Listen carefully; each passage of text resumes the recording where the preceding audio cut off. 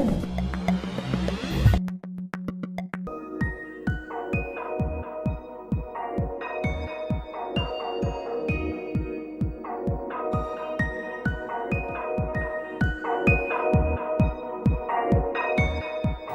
tal? ¿Cómo están? Buenas noches. Bienvenidos a Más Info, el periodístico de la televisión pública. ¿Qué tal? ¿Cómo estás, Ana María? Buenas noches. Bienvenidos a todos y a todas. Bueno, educación, educación, educación fue una de las primeras frases del presidente José Mujica al asumir el cargo. Lo está dejando ahora y educación, educación, educación sigue siendo un tema, esta vez para Tabaré Vázquez. Hoy le vamos a dedicar los 60 minutos a uno de los temas también, Ana María, que según las encuestas es una de las preocupaciones de los uruguayos. Sí, exactamente, y en las últimas horas, en la jornada de ayer, se conoció el informe del Instituto de Evaluación Educativa. Por eso es que vamos a tener aquí a su directora, Alex Macei, para hablar precisamente de los contenidos de ese informe, que es un informe muy vasto, pero que habla de las carencias, de las ineficiencias, también de lo que se creció en materia educativa en nuestro país, de las dificultades que quedan hacia adelante. Bueno, y como siempre en nuestro living tenemos invitados y esta vez Ana María va a recibir al dirigente del PIT-CNT, Fernando Pereira, integrante del secretariado ejecutivo de la Central Sindical, y también a José Olivera, que pertenece al sindicato de los profesores de secundaria, para que ellos den su punto de vista a propósito de este tema, que también ha generado algunas diferencias ya cuando Tabaré Vázquez anunció quién será la próxima ministra de Educación, María Julia Muñoz. Pero antes, Ana María, les vamos a proponer a repasar un poco cómo ha sido la gestión del presidente José Mujica con respecto a este tema y los primeros movimientos de Tabaré Vázquez.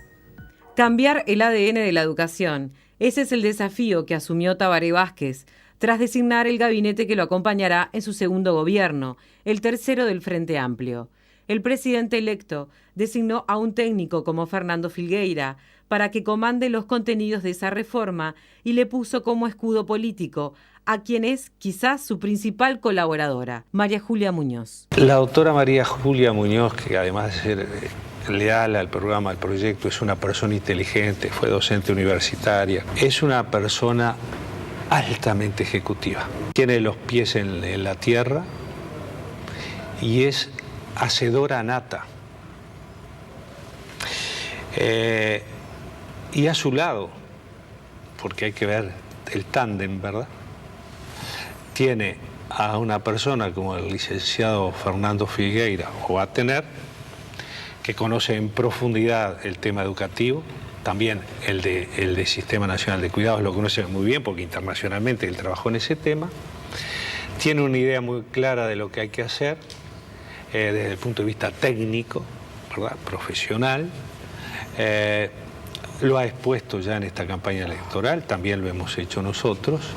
Y creo que la conjunción de la ejecutividad, de la seriedad, de la responsabilidad, del compromiso que tiene la doctora María Julia Muñoz con el licenciado Figueiras es una buena fórmula para comenzar a cambiar el ADN de la educación. En la entrevista en BTV, Vázquez señaló que Muñoz ha sabido lidiar con gremios complicados y esa afirmación despertó una rápida respuesta de los sindicatos de la educación. Para ellos, depende del gobierno entrante si la relación con ellos será complicada. Creo que es una decisión política del presidente de la República de poner una persona de su confianza, más allá de que no tenga la experticia técnica. Creo que a mí no me preocupa quién va a estar, sino cómo se va a gestar la discusión del año que viene en el tema presupuesto, repito, y políticas educativas, y que haya realmente elementos de una negociación real y seria, donde todos seamos escuchados, los educadores, la sociedad en general, y ese tipo de propuestas sean realmente las que se van a aplicar. No creo que sea un problema de las personas, creo que además nosotros como sindicato no podemos entrar en las fricciones que ya estamos viendo internas por las cuestiones de gabinete. Si bien se ha dicho que la presencia de los sindicatos en el Consejo Directivo Central de la Administración Nacional de Educación Pública frenó o enlenteció reformas en el sistema, las trabas han referido más a problemas políticos y de gestión. El presidente José Mujica tuvo dificultades para conformar los equipos de conducción en la educación. A lo largo de este periodo hubo varios relevos. En septiembre de 2012 renunciaron José Soane y Nora Castro, entonces presidenta y vicepresidenta de la ANEP. El relevo era reclamado por la oposición y los sindicatos. Wilson Neto, que antes dirigía la UTU, llegó a la presidencia de la ANEP. En febrero de ese año ya habían renunciado al Consejo de Educación Secundaria Pilar Ubilla y Fernando Tomeo, por diferencias en la aplicación del programa ProMejora, resistido por los sindicatos. Con esa renuncia llegó a la dirección de secundaria Juan Pedro Tineto. Tineto dejaría el cargo en enero del 2014, cuando Celsa Puente asumió la dirección de secundaria. Los problemas en la gestión y las diferencias con los sindicatos estuvieron detrás de todos los movimientos. Incluso el presidente Mujica señaló que pudo encontrar el equipo para la educación al final de su mandato, ya sin tiempo para llevar adelante reformas. La educación es una de las principales preocupaciones de los uruguayos y el próximo gobierno la volverá a poner en el centro de la agenda de gestión, un compromiso que asumió Mujica en el 2010 ante el Parlamento, pero en el que no se lograron avances significativos. Hemos dicho que deberíamos empezar con 4 asuntos. Permítame en un pequeño subrayado. Educación, educación, educación y otra vez educación.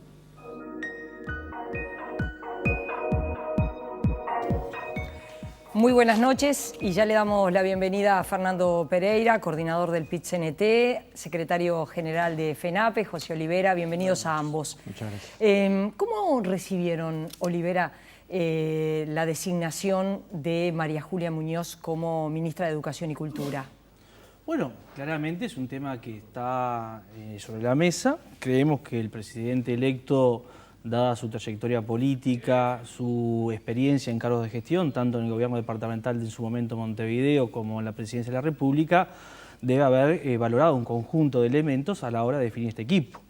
Por lo tanto, creemos que a partir de esa definición que ha tomado el presidente electo, una apuesta a poder encontrar los caminos y los canales de comunicación con el nuevo gobierno, ya sea con el Ministerio de Educación y Cultura y este equipo que el presidente ha designado, como así también con las futuras autoridades de la ANEP. Por lo tanto, hay un conjunto de elementos que deben ser discutidos. Creemos que ahí hay que retomar la senda del diálogo. Nunca hemos abandonado esa perspectiva, particularmente cuando el doctor Vázquez fue gobierno. Desde el movimiento sindical en su conjunto y particularmente desde los sindicatos de la educación tuvimos condiciones muy importantes para dialogar. No siempre nos pusimos de acuerdo, es verdad, pero sí muchas veces hubo la posibilidad de construir acuerdo y creemos que ese camino están dadas las condiciones para retomarlo hoy. Desde el PIT-CNT, ¿cómo se ve el relacionamiento con este tercer gobierno del Frente Amplio? En el Uruguay tenemos una tendencia, yo creo que errática, a discutir personas y no políticas, ¿no? Por ejemplo, ¿cuáles van a ser las políticas que va a presentar María Julia Muñoz? Si las políticas son compartibles, ni que hablar que la ministra va a rendir, va a ser positiva. Si las políticas que presenta el maestro Ernesto Amurro, alguien a quien conocemos mucho sobre relaciones laborales, son positivas, no va a haber ningún problema para debatir, para discutir, para buscar acuerdos. Está claro, nosotros dos por lo menos venimos siguiendo la negociación colectiva de la enseñanza en los últimos 10 años y yo en los últimos 20, ¿no? De forma tal que nosotros hemos visto brillantes técnicos hacer gestiones terribles, ¿no? Y hemos visto personas donde no se les reconocía tanto mérito técnico a generar una serie de avances porque las políticas eran acertadas. Entonces me parece que lo que hay que esperar es que los ministros electos convoquen a los sindicatos y en particular al PIT-CNT para discutir temas globales, ver qué cosas en concreto están proponiendo cuando dicen cambiar el ADN de la educación, porque esto en términos generales a mí me suena muy bien, pero hay que saber qué es ese titular, qué significa. Las relaciones laborales como el Uruguay ha procesado en los últimos 10 años son revolucionarias, incluso son evaluadas por el exdirector de Somavía como un ejemplo para tomar en el resto de América Latina de cómo negociar colectivamente en situaciones de crisis. Me parece que hay bastantes antecedentes como para no prejuzgar, ni el gobierno prejuzgar a los sindicatos, planteando que hay que tener una dureza más dura, por eso es lo que mucha gente quiere escuchar, pero no creo que este sea el centro del problema. El centro del problema es si encontramos una base de diálogo, por una parte presupuestal, por una parte política y por otra parte de políticas educativas que nos conduzcan. Y un tema segundo, más importante, que es cuál va a ser el CODICEN porque no nos olvidemos que la educación en el Uruguay tiene un ente autónomo, tiene autonomía la educación. Entonces, de repente, es tan importante como el Ministerio de Educación y Cultura la construcción de este organismo y a la vez los desconcentrados, ¿no? Me gustaría preguntarles sobre algunos de los planteos que se han hecho en la campaña, pero quiero empezar por algo que Tabaré Vázquez dijo hoy al semanario Búsqueda, cuando le señaló concretamente proponer comunidades educativas cuyo centro sea el estudiante con excelencia curricular y docente, con ciclos integrados y continuos y con contenidos supeditados a objetivos pedagógicos. Olivera, ¿qué piensa de esta idea? Totalmente compartible, porque uno de los grandes desafíos que tenemos por delante es discutir fines y objetivos, particularmente en la educación media. En segundo lugar, encontrar mejores articulaciones entre los distintos ciclos. Esta es una discusión de muchísimas décadas para atrás en Uruguay y que no hemos encontrado la vuelta. Hay algunas experiencias que se han intentado aplicar, por ejemplo, más allá del tema curricular, hay hoy un programa que se llama Tránsito Educativo que está teniendo algunos avances importantes para poder procesar de mejor forma el tránsito del niño de la educación inicial y primaria a la educación media. Bueno, estas son las cuestiones que hay que discutir en términos de política educativa. Por lo tanto, ahí hay un conjunto de elementos que hay una base sobre la cual construir acuerdos. Por lo tanto, acá no hay que establecer falsas contradicciones a priori, sino, como decía Fernando, justamente decir, bueno, pongamos en torno a una mesa a un conjunto de actores. Ayer lo decía el profesor Gerardo Caetano en la presentación, en el comentario del informe del INET. No solamente alcanza con un acuerdo político, hay que buscar un blindaje social. Y ese blindaje social perfectamente se lo podemos dar el PIT-CNT, los sindicatos de la educación, sentados en torno a una mesa, construyendo acuerdos básicos que tienen que ver con estas cuestiones, que es definir fines y objetivos, cuáles son las mejores políticas a implementar, cómo articulamos mejor el pasaje de los alumnos de un nivel a otro, cómo mejoramos las condiciones de aprendizaje y de trabajo en las instituciones educativas, cuál es la propuesta curricular que debe estar articulada entre los distintos niveles, y esto nos parece que son temas centrales que hacen una parte de la discusión. Obviamente a esa parte de la discusión le hace falta otros temas más concretos, como las cuestiones materiales que se expresan en el presupuesto, las cuestiones de mejorar no solamente el rol, sino la visualización social de la función docente, que está muy cuestionada, muy deteriorada, y que si no revertimos rápidamente este tema vamos a tener alguna dificultad. Es evidente que en el imaginario de la gente está que los sindicatos de la educación, que los sindicatos de la enseñanza están enfrentados a las propuestas de este gobierno que termina. El gobierno planteó el programa ProMejora y desde los sindicatos hubo oposición. Usted hablaba del tránsito educativo, pero cuando parte de esos programas se quisieron instrumentar, los sindicatos se opusieron. No, hicimos planteos en términos de mejorar la propuesta, no es que se opusieron rotundamente. El problema es que acá hay que discutir políticas globales. Esto no se soluciona con parches y muchas veces programas como el ProMejora, que fue un planteo de un consejero en el Codicen de la ANEP, no se habilitó los ámbitos de discusión y no se hizo desde un planteo, una visión más global, que es lo que estamos planteando en cierto sentido. Por ejemplo, dar y construir comunidades educativas lleva a una discusión central, que es que tenemos una estructura muy centralizada, muy burocratizada, donde en el Consejo Directivo Central de la ANEP se discute desde si cambiamos un water o no en un liceo hasta las políticas educativas. Por lo tanto, no solamente alcanza con decir vamos a descentralizar la autonomía de los centros si tenemos un sistema que hace 30, 40 años funciona de la misma manera, tan burocratizado y tan centralizado. Pereira, usted decía, bueno, yo hace ya 20 años que estoy en este tema de la educación y de allí viene además.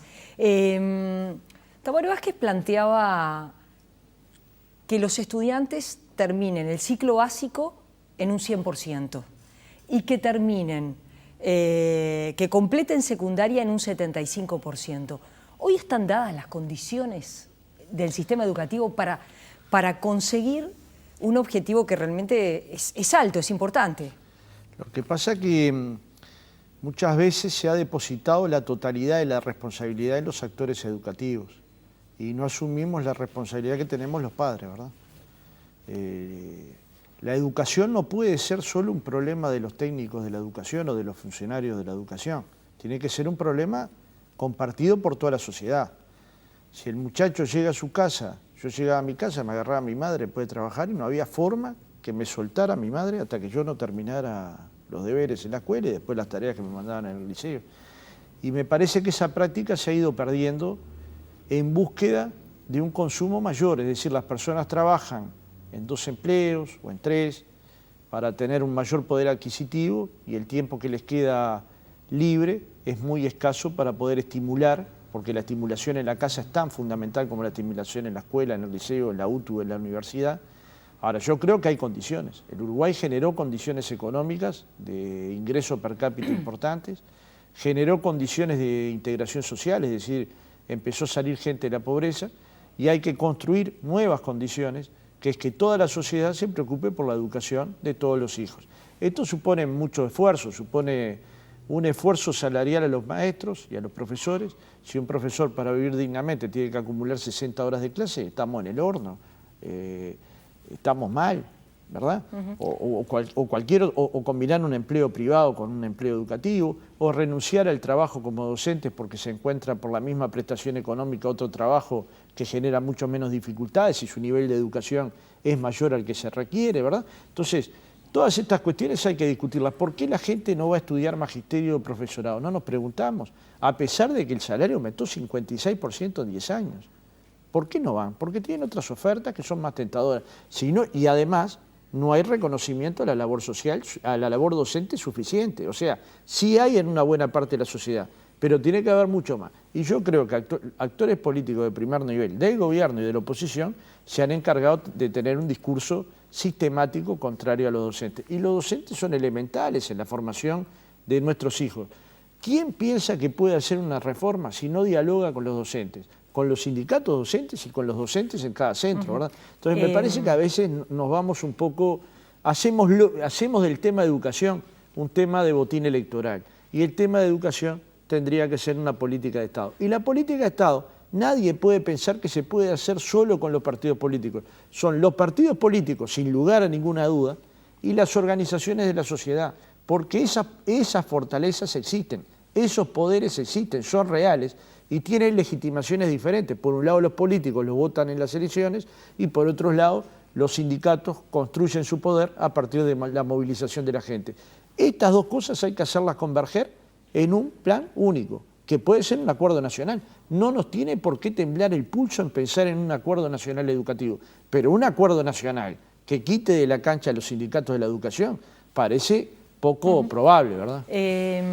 Dentro del informe de INED, del Instituto de Evaluación Educativa, ya lo vamos a estar conversando con la directora, con Alex Macei, pero uno de los temas que se plantea es qué mal que está Uruguay en relación, ni que hablar con los países desarrollados, pero también con los países de la región, en cuanto a la dedicación que tienen los docentes. Es decir, los docentes que están repartidos en diferentes centros. Somos de los países que tienen más dificultades en ese tema. Ahora, Olivera, los sindicatos no se opusieron a que se cambiara esa realidad cuando se dijo terminemos con el profesor taxi.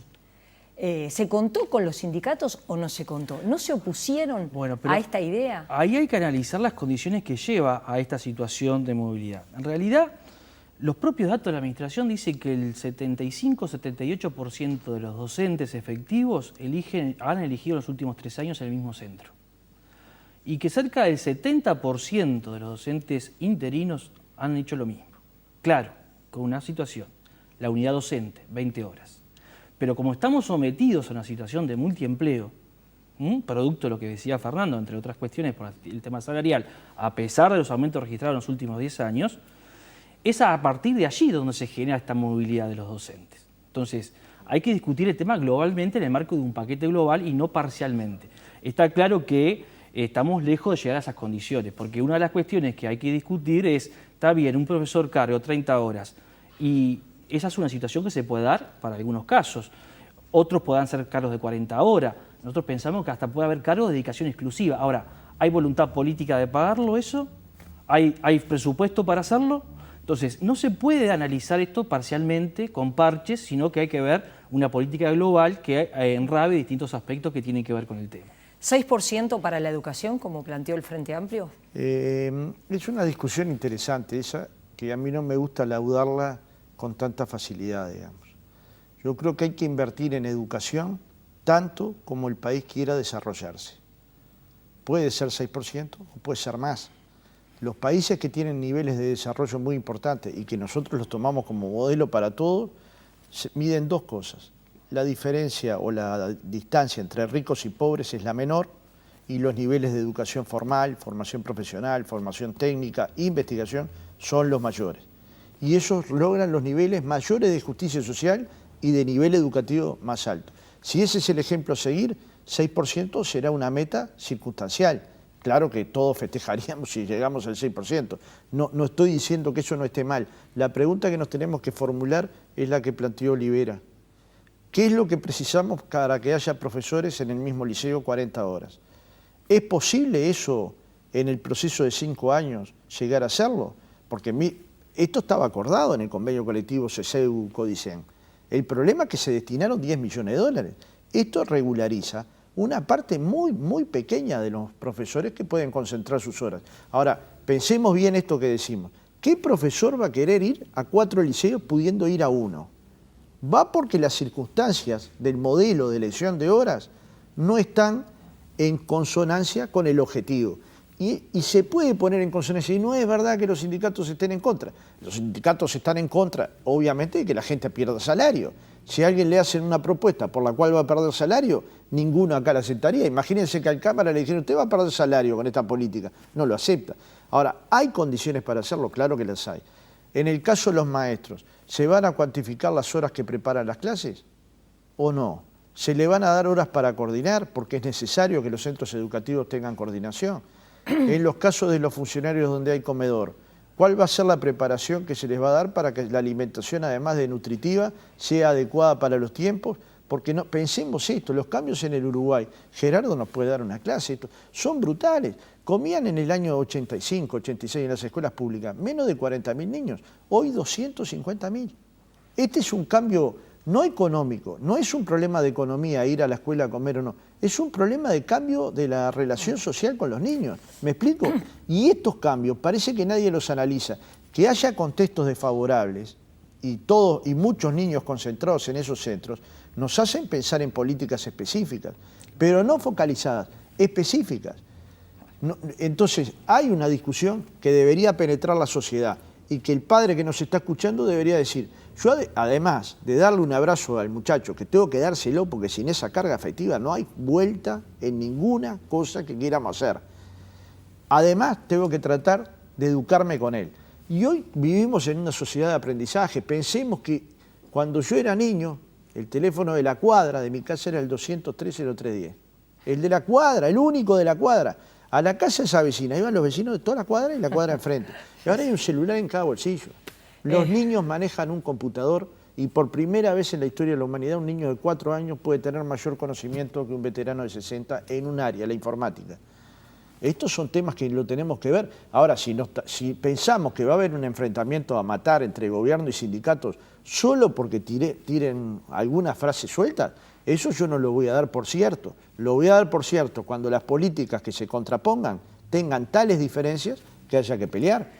Gracias a ambos por haber venido. Ha sido un gusto recibirlos. Ya venimos con Alex Masei.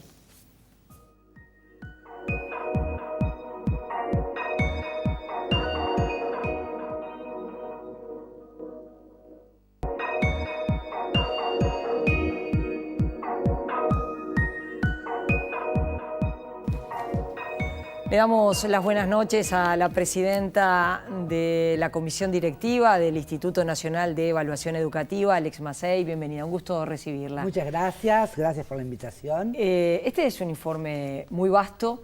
En ese informe se habla de carencias, de insuficiencias importantes.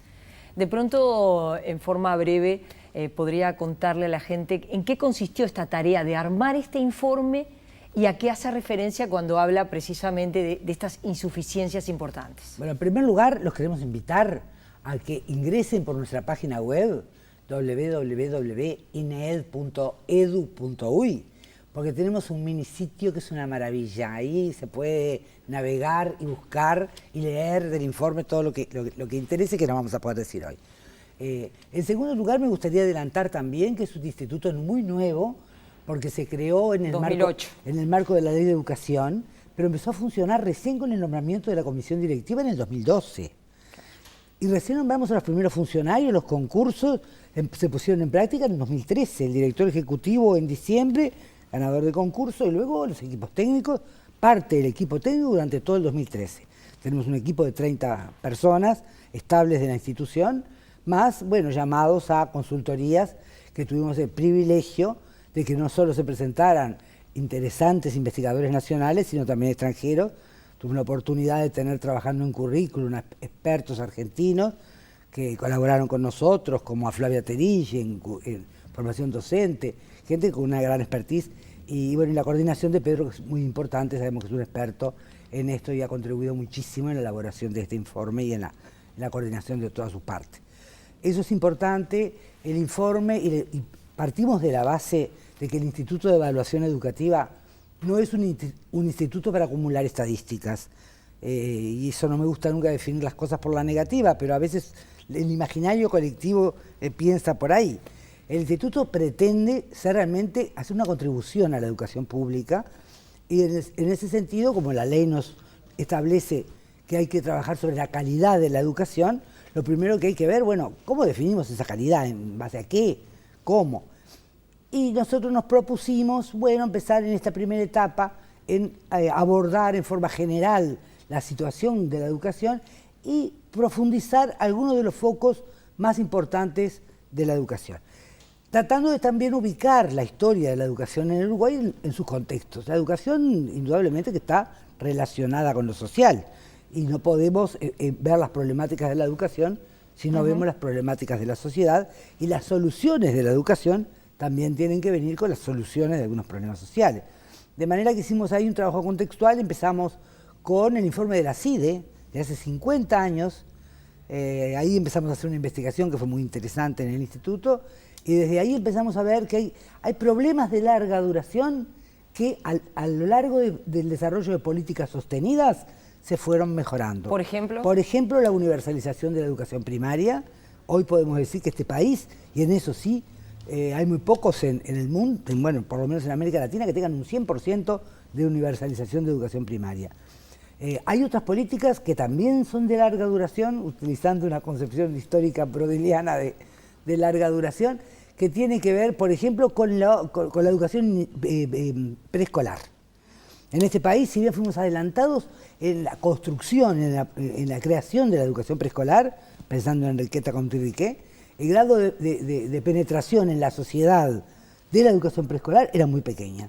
Hoy podemos decir que los niños de 4 y 5 años ya estamos muy cerca de la universalización, y los de 3 en menos porcentaje, y ya estamos llegando a los de 2 con el Plan CAIF, que está trabajando con las familias y con los niños de 2 años. Eso ha sido una política sostenida también desde larga duración, desde allí. Quiere decir que lo que se hace en forma sostenida, a veces para bien, da buenos resultados, y lo malo también da malos resultados, como es, por ejemplo, que plantea el instituto el modelo, ¿no? Es decir, bueno, porque eso también tiene que ver con la coyuntura y tiene que ver, nosotros acá en el informe hacemos 3 cortes históricos. Uno es antes de la dictadura, pues en estos 50 años que decíamos, otro es después de la dictadura y otros son los últimos 10 años. Indudablemente que la educación tiene que estar en un diálogo con la sociedad, y bueno, y lo que parece advertirse no solo en nuestro país sino en el mundo es que ese diálogo hay como una incomunicación en ese diálogo. Las expectativas de la sociedad con relación al sistema educativo son muy diversas, y la oferta del sistema educativo no satisface las expectativas ni las demandas que la sociedad tiene hacia el sistema. Es impactante que se conozca que hay un 80% de estudiantes de los que abandonan que dicen, ¿por qué abandonan? Por aburrimiento, porque no les gusta o no les interesa bueno, lo que aprenden. Yo creo que esa expresión se ha banalizado mucho, lo del aburrimiento, porque en realidad todo ser humano tiene la obsesión por el descubrir y por el investigar.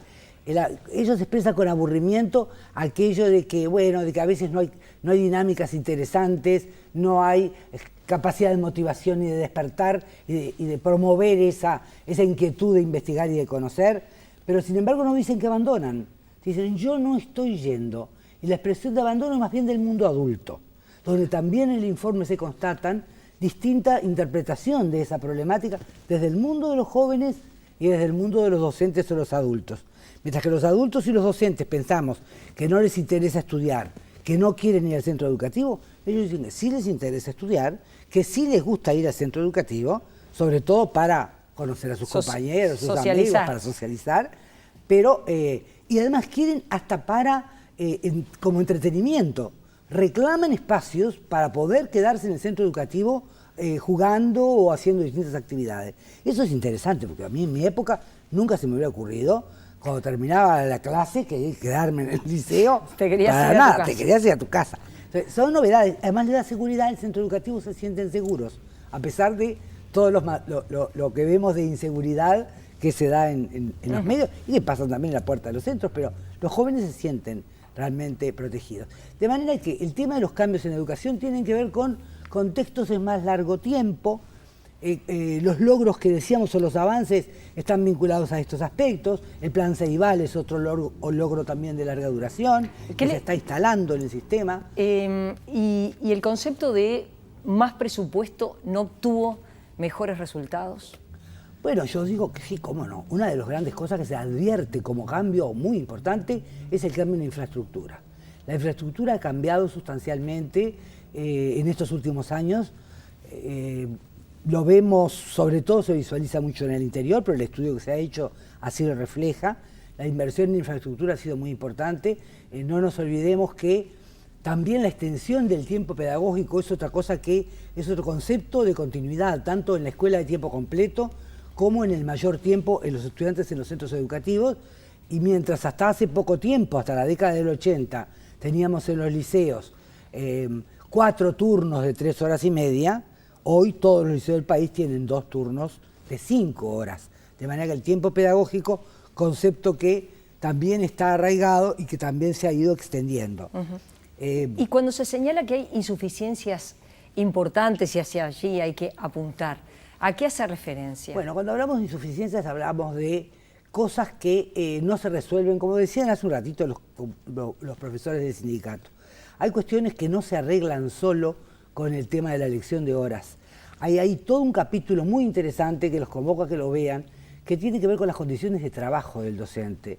Que las condiciones de trabajo van más allá de la elección por 3 años. Está vinculada incluso al contrato laboral. Si uno hace un estudio comparativo, que en evaluación siempre hay que hacer un trabajo comparativo, allí vemos, por ejemplo, que los profesores europeos trabajan de una manera muy diferente a la nuestra. Tienen un contrato de trabajo de 8 horas en un centro educativo y allí desarrollan tanto actividades de docencia directa como actividades de relacionamiento con los padres, con los estudiantes, preparación de clases, coordinación con los otros profesores, y de pronto no están todo el tiempo dando clase y tienen un salario razonable que, si lo comparamos, por ejemplo, en la prueba PISA, es bastante más importante que lo que es en el Uruguay. Aquí ha habido un incremento salarial importantísimo, pero igualmente en el informe hay un comparativo con profesionales del salario de los docentes con relación a profesionales. Pero yo te diría que el gran problema que tenemos incluso es la comparación del salario del docente hasta con cualquier otra función que no requiere demasiada profesión. Por ejemplo, con un funcionario bancario. Hay muchos profesores que se presentan a trabajar en otro lado porque ganan el doble. De manera que el tema salarial es importante, pero el tema salarial también vinculado, y también lo vemos, a un cambio curricular, porque hay que enseñar de otra manera dentro del sistema educativo. Tenemos un sistema muy compartimentado.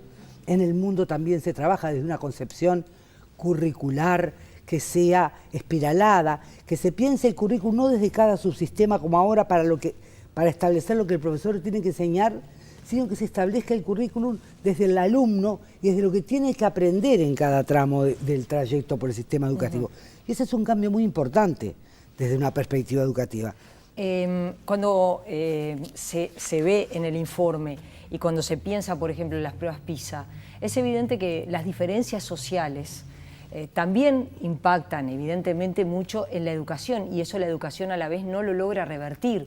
Es decir, que lo que sabe y aprende un niño en un contexto crítico en Montevideo es inferior los resultados que lo que logra un estudiante en un liceo, en un barrio que no es de contexto crítico. Es muy cierto, porque no está, lo que vemos en el informe es que si bien, por ejemplo, primaria ha logrado tener respuestas mucho más rápidas a las problemáticas sociales desde hace muchos años. Pensemos, por ejemplo, en los jóvenes, en los niños tuberculosos que se hacían en las escuelas al aire libre y distintas modalidades sociales. Primaria ha ido resolviendo ese diálogo con las problemáticas sociales.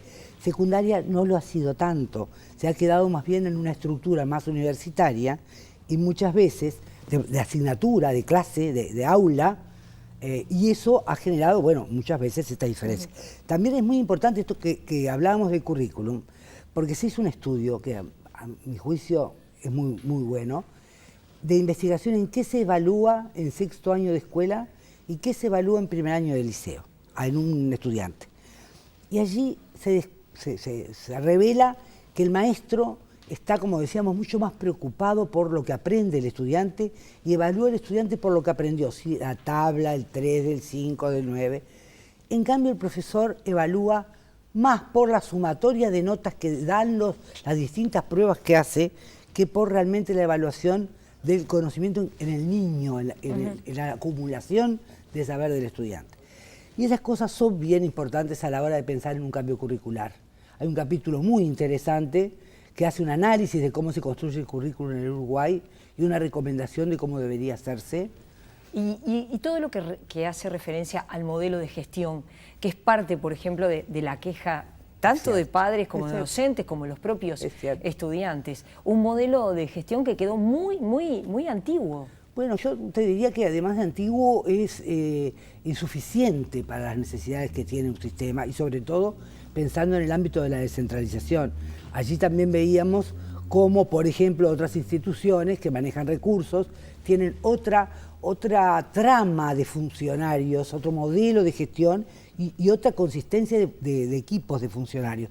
Aquí los funcionarios son muy pocos, hay un script, un administrativo, en las escuelas... ¿Y hay recomendaciones de cómo...? Hay recomendaciones porque, sobre todo, se trató de hacer estudios de carácter comparativo con otros países y mostrar cómo funcionan otros modelos.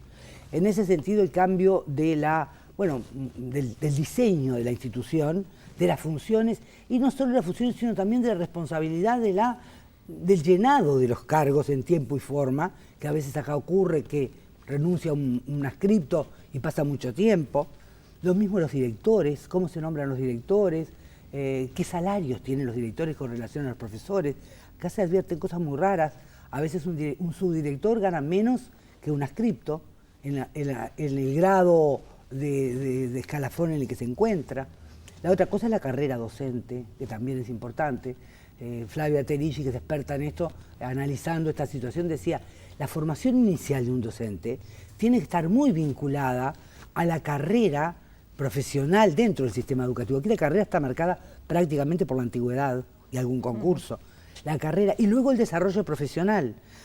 Aquella política de antes de la capacitación puntual de una semana, 2 semanas, está evaluado que no es suficiente. Hay que tener una política macro, sistemática, de combinar estos 3 elementos y esas cuestiones hacen también al cambio del lugar del docente en la sociedad y de su profesionalismo y de la contribución al cambio. Al cambio en todas estas funciones nuevas que estamos planteando. Por ejemplo, el tema de la repetición. Que es uno de los problemas. En el final, ¿cuál fue su diferencia con Pedro Ravela que llevó que Ravela renunciara a su cargo? Bueno, en realidad no fue una diferencia mía personal, sino que Pedro Ravela renunció a un cargo de director ejecutivo. Director ejecutivo es tiene el gerenciamiento de la institución. El gerenciamiento implica desde el nombramiento de los funcionarios, la compra y la adquisición de recursos, la realización de los concursos, además de la apoyatura técnica a los equipos técnicos. Y en ese sentido, la estructura de funcionamiento del sistema nuestro, como lo establece la ley, la responsabilidad y la conducción de la institución la tiene la comisión directiva y quien la desarrolla sistemáticamente es la presidencia. Y bueno, no hay cargos, no hay responsabilidades intermedias previstas en ley.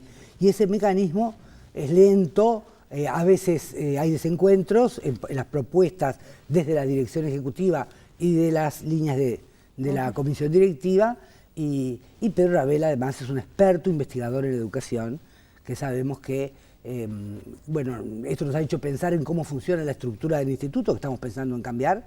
Pensamos que no pueden asociarse esas dos funciones, la ejecutiva y la de gestión con la técnica y la de conducción, y pensamos que, bueno, cuando podamos revisar esta estructura, es muy posible que podamos contar con Pedro de nuevo apoyando la parte técnica. Gracias por haber venido esta noche. Ha sido un gusto recibirla. Ya vienen Ileana da Silva y Gerardo Caetano. Bueno, gracias a ustedes por todo.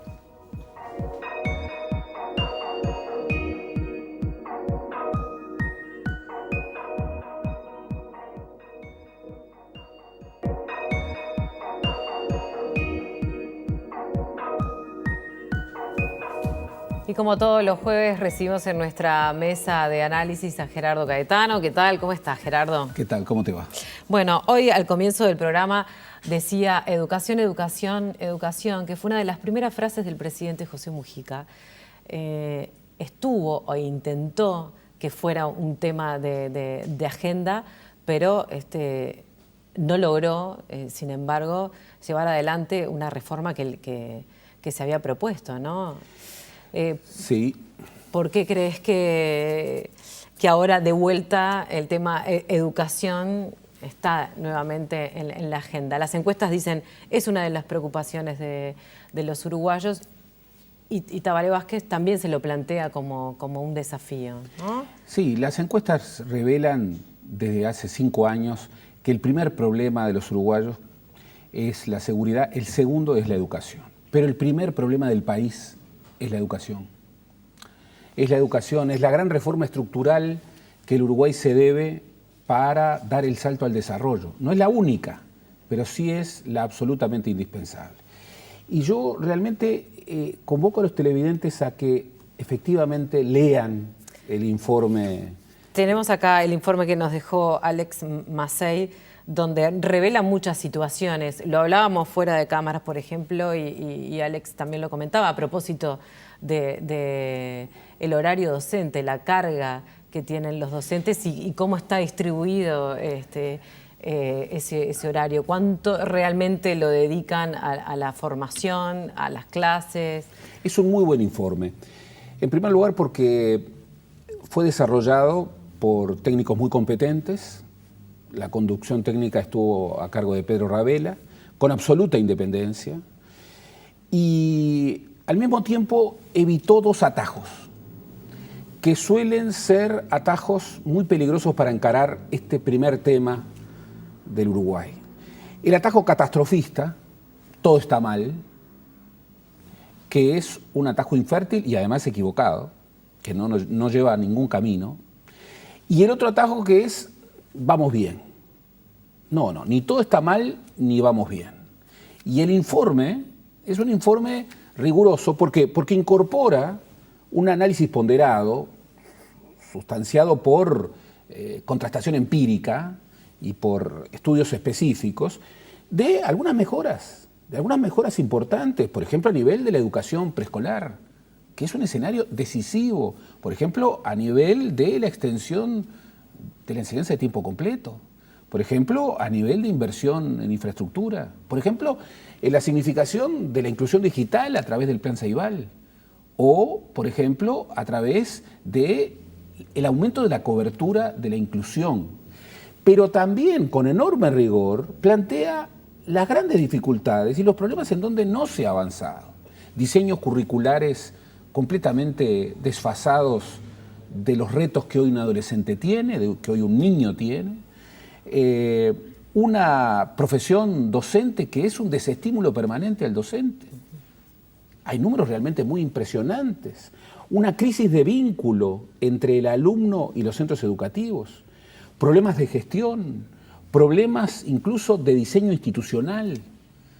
Pedro Ravela en la exposición del informe habló, en una metáfora náutica, de las dificultades de transformar radicalmente un barco que hace agua, pero que no puede entrar en un astillero para reconstruirse, sino que hay que resolverlo pero la educación no puede parar.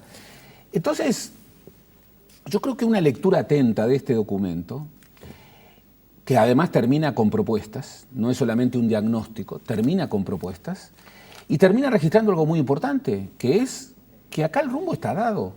Hay un 90-95% de acuerdo entre los principales referentes técnicos. El problema es tener la capacidad de decisión, incluso voy a emplear las palabras de Pedro Ravela, para cortar el bacalao, para definir un rumbo que por otra parte ya viene siendo orientado desde hace 20 años.